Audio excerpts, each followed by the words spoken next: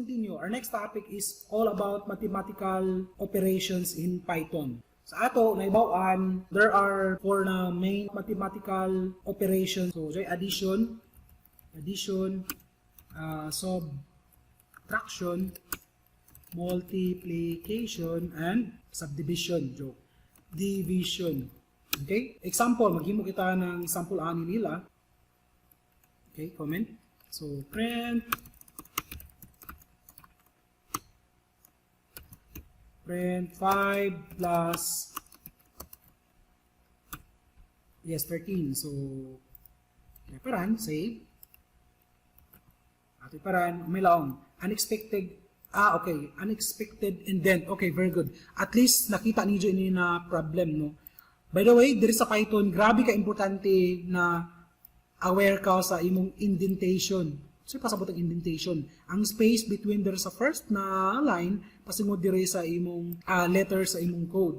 Ano man, ang Python manggod is very sensitive in terms of indentation. Indentation ang isa ka indication na ang imong code or kana na code is under sa kaning specific na block of code. So, mas ma-explain na ako dun sa kung taas-taas na or mag-coding na gano'n kita, especially if maabot na kita sa if and else. Okay? So, paraan, let's try. May laong. Line subtraction. Okay. So, isa tag-error sa bini. Dapat daw may, yun. Right? Okay, so dari na. 5 plus 13 is equals to 18. So, example doon ng kung saan mag-perform ng calculations or addition sa Python. Now, kani para sa subtraction, para sa division, and para sa multiplication, and this one is para sa division. Okay, another thing na hindi so sabdan mga anak is sa computer programming, kung mag-perform ka ng multiplication, dili magamit ng x no. Kay x is letter doon sa diri So, para maka-perform ka ng calculations sa programming, magamit kita ng asterisk. Okay? So, sa division, almost the same lang forward na slash. So, ato iparan. B. So, dari na. 18, 4. 4 is, 6 minus 2 is 4. Then, 9 times 4 is equals to 36. And 6 divided 2 is equals to 3.0. Okay, another thing na hindi sumasabtan. Sa Python, biskan pa kung integer ang imo, di ba? Integer man isla, walay point something or walay decimal point. Basta mag-perform ka ng division sa Python, it will automatically become float. Okay, nakabantay ka mo may point something na kaya automatic doon sa Python. Nga na ang pagka-design sa Python programming language. Last is exponents. Okay? So, isa yun sa pinaka-the best na functionalities ng Python na ganahan ang mga mathematicians is statisticians, okay, sorry sa ang pronunciation, is ang Python, grabe din sa kada best in terms of mathematical computations. Example yan ng mga extreme mathematical computations is kanang sa AI, no, artificial intelligence. Although lain na algorithm ilang gamit, the computer will create decisions based on design patterns or based sa mga patterns na tag-input sa isa and based up sa isa calculation. So, exponents and exponent. Okay, wala na ako nabutanganan. Comment. Okay? So, isa ratag raised to the power of 2 to the power of 3 is 2 times 2 times 2. Okay? Okay. Another very important mathematical operator is kaning modulo. Ang modulo, ang ija sign is percent. Ang purpose ng modulo is just to get the compile. For example, kung i-divide nimo ang 27 divide 2 and 28 divide 2, ako i-run. Okay, 27 divide 2, ang isang output is 13.5. While, ang 28 divide 2, ang isang output is 14.0. Nakabantay ka mo dyan decimal place nila. So, kanina sa decimal place nila, amoy na yung tagtawag na remainder. Okay? May puwaki, may nabilin. Ang gamit ng modulo is just to get kung pilay isa remainder. Kung ang remainder nan kana na number or kung may remainder ba sa unsa na number. So, unsa may practical application ng modulo. For example, gusto nato may bawaan kung add or even ba ang isa ka number. Unsa may add? Add numbers, mga number na puwaki. So dili siya kon even. So even number is atong mga number na divisible by 2, like 2/4 to the power of 1,000,002. So even gyapon siya. So for example, kaning 27 is an odd number because j is a puwaki. Okay, j is a remainder. While ang 28 is an even number kay tungod y is a remainder. Again, ang modulo operator is just used para makuha ang remainder sa jaon na number. For example, imo i-divide doon sila. Ang modulo igura ni sa tagkuha kung pila ang remainder sa jaon duwa ka tag-divide nimo na number. Another very important nizo masabtan is na-apply gapon diri sa Python ang MDAS or PEMDAS. Okay? PEMDAS. Or kani ang meaning ng PEMDAS. Kana kanundom ka mo sa isang mathematics sa MDAS, isa sa kana na equation ija unahon kung asa dito ang multiplication, asa dito ang division, asa dito ang addition, asa dito ang subtraction. So kaning PEMDAS diri nag-base kung asa ang priority, kung kinsay una or pinakauna na ija i-compute. For example, magparan kita nan kani. So sa kani unsay ka possible output based sa kani na rule. So, ang output niya is 21. So, how come na nahimo siya ng 21? Okay, ato iparan si Tony para masabtan ko doon nato tag-unsa ini sa pagka itabo. Nanong naingana man. Okay, so ato iparan dire. Paste. Save. Test 4.5. So, ako i-debug. Karakuon. Debug. Step N2. Pinakauna, isa tag basa ang intero line. Ikaduha, is isa tag evaluate kung uno'y equation na imo gusto mahitabo. Now, based sa kaniya, PMDAS. So, next isa tag mo is, taganap isa kung kinsay pinakauna niya i-calculate based sa kanina. So, may pinakauna sa ila. Since ang parenthesis is darara sa kilid-kilid, wala man sa ilang main. So, pinakauna taganap niya is si multiplication. So, 5 times 5 is equals to 25. Okay? So, may next niya na buhaton. So, automatic, ang next niya hanapon is si division. Okay? So, 5 divide 5 is 1.0. Again, automatic kung sa Python, automatic, biskan kung integer pa ang imong data, pag mag-perform ka ng division, automatic sa mahimo ng float. Now, next, based sa kanina rule, next niya sa buhaton is, okay, kaning duwa. So, see, addition. 25 plus 1.0 is 26.0. Last is si subtraction. So, isa is subtract. That is why 26 minus 5 is equals to 21. Okay? So, amo to siya ang pag-calculate ng Python based sa kanina rule. Another challenge ako, you can post this video. Okay? Challenge is, dili coding challenge siya. Challenge lang sa ijo. Based para ma-apply ang ijo na learn gikan sa kani. Unsaon man nato na gikan sa 21, gusto na ako na ang isa output mahimo nan 5.0 based sa kanina rule. Okay, you can post this video, you can solve it in your own. Kung masulbad niyo ni sa ijo kaugalingon, grabe kanindot sa feeling.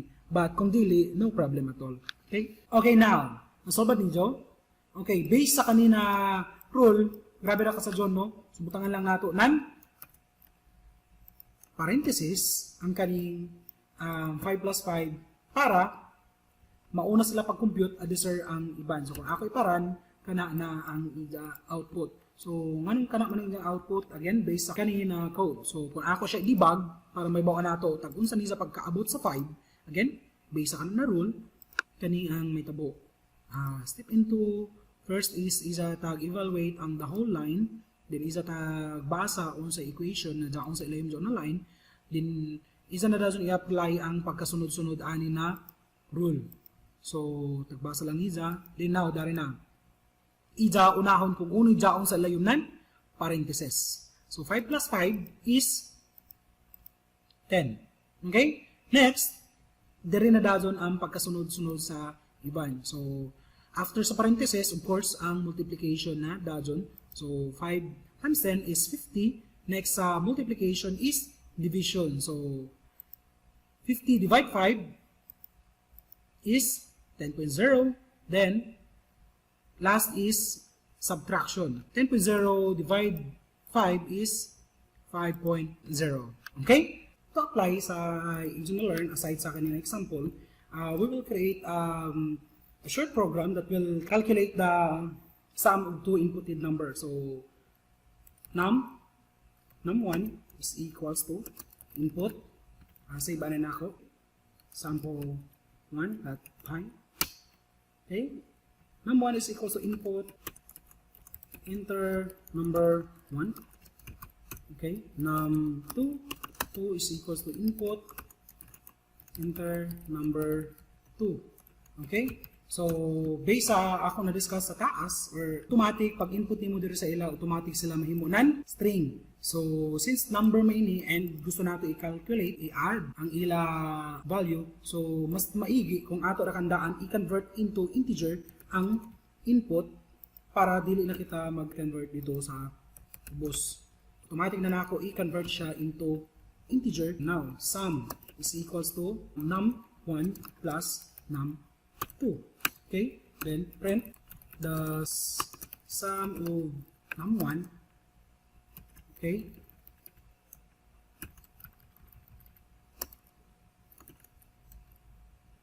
and num2 is plus sum. Okay, so unsa possible problem diri okay, possible problem diri is gikan sa string. Again, automatic siya string kaya dumagamit kita ini na input. I-convert nato siya sa integer. So, ini si num1 sa si num2, automatic na sila integer. So, kaya tungod integer naman sila, naka-perform na kita ng ini na calculation. So, kaning si sum, dyan ni value nila duwa. Now, the problem diri is concatenate na sab nato ang string and at saka ang integer. Sa ang gana ato, sa zone lang, convert na nato siya ibalik sa str. Okay? String and str. By the way, dyan ako medyo hassle in siya technique, but str. Later on, dyan ako discuss or i-apply na mas the best the way para mahimo ini si dyan. Okay, so let's try. Para na to, enter number 1, 5. Enter number 2 is 6. Automatic, ang sum ng ila duwa is the sum of 5 and 6, sakto. The sum of input nato diri is 5 and diri is 6 is 11. Wait, space. 7 and 9. Okay, the sum of 7 and 9 is 16. Okay? So, another example ro zoon gamit na ang mathematical operation. Now, another mas deeper ta na mga problem. Okay? We will try to create a program that will calculate the area of a circle. Sabi ra kasasun ini nako an area of a circle kung nakainumdum ka mo sa iso geometry. Okay, ang formula ra niya or ang algorithm ato is enter radius r. Another is compute the area. Ang pag-compute sa area, ang isa formula is area is equals to pi, pila si pi, times radius times radius. Bali, kaduwaon lang nato si radius. Then, ato i-output si print or display A. So, unsa una? Ganun lang. Copy. Paste. So, maghimo ko ng variable diri na pi daan sa taas. Pi is equals to pi is equals to 3.1416. Okay? So, enter radius ini, rad. Enter the radius. Okay? Next ato buhaton is calculate kita. Area is equal to pi times, okay, radius, rad, times rad. Okay? So, print ka dito print the area of the circle is plus str. Convert na ako da ano. Okay, area. Okay, let's try. Save. Bold. Run. Then, ang radius nila, assuming radius nila is 5. Okay? So, based sa ato na formula, based sa kanina formula, ang area ng kanina circle is 78.54. Okay? So, pwede sa nato magamit atong this one, exponent, no? Raised to the power. Kaya para dili na kita mag-ingani, so pwede na nato siya natuon. 2. Okay? So, let's check kung the same ra bagyapon ang isang output, 78.54 bagyapon. Ato iparan, 5. Okay, ang isang output is 78, the same ra gyapon. Mas taas na lamang ang isa sumpay. Okay, last example, mathematical computations, no? Okay, create a program that will convert Fahrenheit into its Celsius degree. So, kani ang formula. Celsius is equals to 5 divide 9 times Fahrenheit, Fahrenheit minus 32. Okay, so let's recreate that. Okay, so kani siya is Fahrenheit to Celsius. Input the Fahrenheit. Fahrenheit. Okay, sakto spelling na ako. Fahrenheit. Hindi na ako sure. Anyway, let's continue.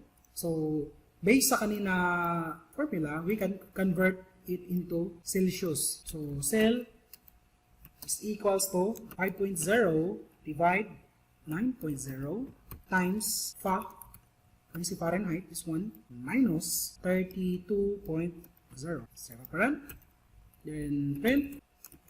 The Celsius is plus convert na daan nato.